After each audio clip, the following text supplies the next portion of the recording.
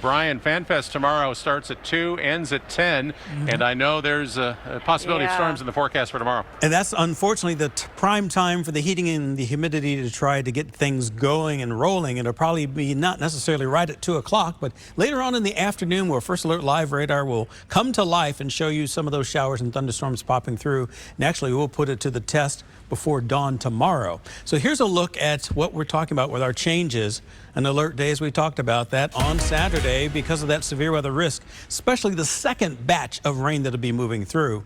And then because the front's going to be so strong, it's going to move through, and that means the temperature lowers. Actually going to be below normal on your Sunday, with a high temperature then only in the 70s, and that's going to last into at least a portion of next week too.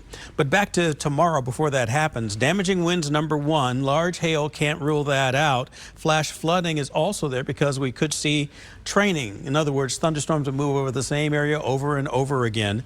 And also when they are discrete, we've seen that many times, even earlier this week, individual cells which can feed on some of that energy in between, and whether we have the heat and humidity kind of like setting up shop. If we have some of those showers and thunderstorms with a good gap in between them, that's when we could see some of those that start to rotate, and could be a few tornadoes early in the event. First round, this is 5 in the morning, where meteorologist Brittany Foster will be here. South of the I-70 corridor, heavy amounts of rain from Belton to Clinton, also down toward Warsaw and Sedalia. Not as much to the north of the I-70 corridor from this model run.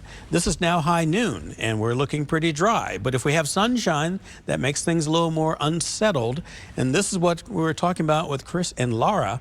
2 o'clock looks pretty good, but by 6 or 7 in the evening, we'll see a line of those showers and thunderstorms, a couple of them not necessarily in the line that's continuous. It's those gaps we have to worry about. Those are the ones that could spin. Those are the ones you have to watch for the rotation. So that's something that meteorologist Pete Grigsby will be here for.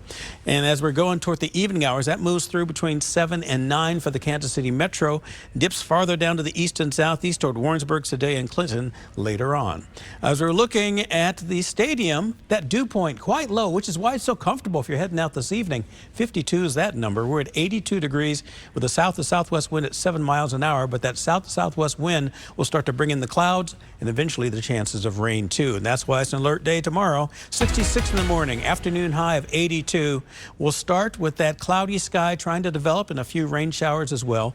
Not an all-day affair. As I mentioned, it'll be toward the afternoon and evening hours. We'll see that second round in the south wind at 5 to 10 miles an hour, but certainly stronger in those thunderstorms themselves. Look at the big temperature drop. 73 on Sunday, fairly comfortable on Monday as well. Spotty shower on Tuesday, high back up to 80. Middle 80s as we're heading into Wednesday. That's when we're probably going to have to start to hydrate once again. Staying in the 80s for the rest of the 9-day forecast. Morning temperatures starting to get warm. Back into the 60s we'll go. And then another chance of rain possibly coming in by Father's Day weekend. We are back after this.